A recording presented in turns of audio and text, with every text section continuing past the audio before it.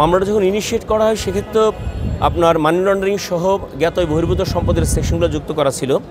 আজকে learning court judgement দেওয়ার সময় মানি লন্ডারিং সেকশনটা প্রমাণিত হয়নি মর্মে উনি মন্তব্য করেছেন এবং 87 এক ধারার জ্ঞাত বহির্ভূত সম্পত্তি সংক্রান্ত উনি ফাইন্ডিংস দিয়ে জাজমেন্টটা দিয়েছেন।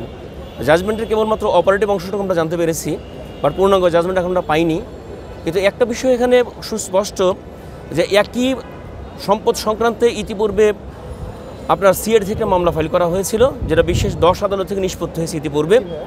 সেই মামলাতে যে সম্পত্তি ছিল আর আজকের যে দুদক কর্তৃক মামলা, একই সম্পত্তি ইনক্লুডেড জব তালিকা অলমোস্ট সেম, কোনো পার্থক্য নেই। ইভেন ইন্টারেস্টিং ফ্যাক্ট হইতেছে যে আজকে দুদকের যে মামলা জাজমেন্ট হলো, সেই মামলাতে সাক্ষী হিসেবে আনা হয়েছিল দুদক সিআইডি কর্তৃক দায়িত্বকৃত মামলার যিনি তদন্তকারী কর্মকর্তা ছিলেন তাকে, অর্থাৎ উনি এই মামলাতে সাক্ষী দিয়েছেন।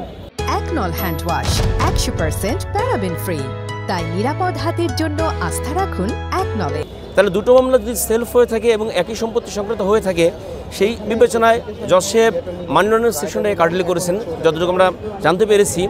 কিন্তু 87 এক ধারায় যে শাস্তিটা দেওয়া হয়েছে, এই ক্ষেত্রে আমরা আমার লার্নিং সিনিয়র বলেছেন আমরা উচ্চ আদালতে যাবো। হ্যাঁ, আমরা উচ্চ আদালতে যাবো। কারণটা হচ্ছে এই যে সিআইডি কর্তৃক যে মামলাটা দায়ের করা হলো, সেই মামলার মধ্যে জি.কে. শামীমের যত সম্পত্তি ছিল এবং আয়ের যে উৎস ছিল, সেই সময়টা পূর্ণ একটা ব্যাখ্যা দেওয়া আসছে চার্জশিটের মধ্যে। কিন্তু দুদক থেকে সেই ব্যাখ্যাটা পুরোপুরি অমিট করে দেওয়া হয়েছে।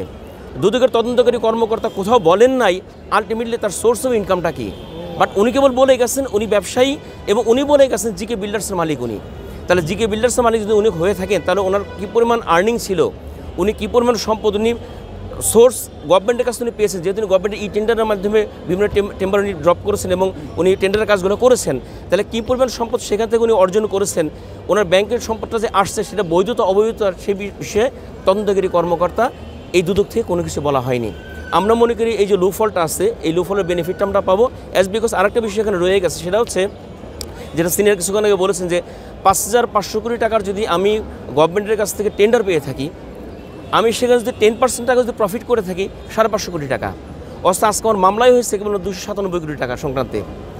এবং এই মামলার আরেকটা বিষয় হচ্ছে যে তদন্তকারী কর্মকর্তা কেবলমাত্র, আমি টোটাল মামলাটা পড়ে দেখেছি, কেবলমাত্র উনি সেখানে আয়করের যে নথিটা ছিল রিটার্ন, সেই রিটার্ন থেকে সমস্ত সম্পদের তথ্যটা উনি নিয়েছেন। উনি বাস্তবিক অর্থে সরজমিনে কোনো তদন্ত করে দেখেন নাই।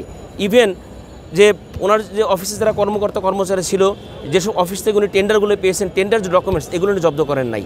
না করে আয়কর নথির উপরে বেস করে উনি একটা চার্জশিট দাখিল করেছেন। এবং এই মামলা চলাকালীন অবস্থায় যে সম্পদ আয়কর নথির বাইরে ছিল, সেই সমস্ত সম্পত্তি ইনক্লুড করে নতুন করে আবার আয়কর দেওয়া হয়েছে, গভর্নমেন্ট সেটা গ্রহণ করেও নিয়েছে। ইট মিনস গভর্নমেন্ট আমার সম্পত্তির বৈধতা এক অর্থে দিয়ে দিয়েছে।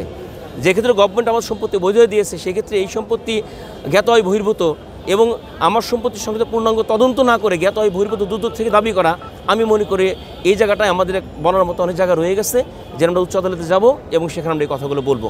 আশা করি সেখান থেকে আমরা আরও ভালো কিছু পাবো।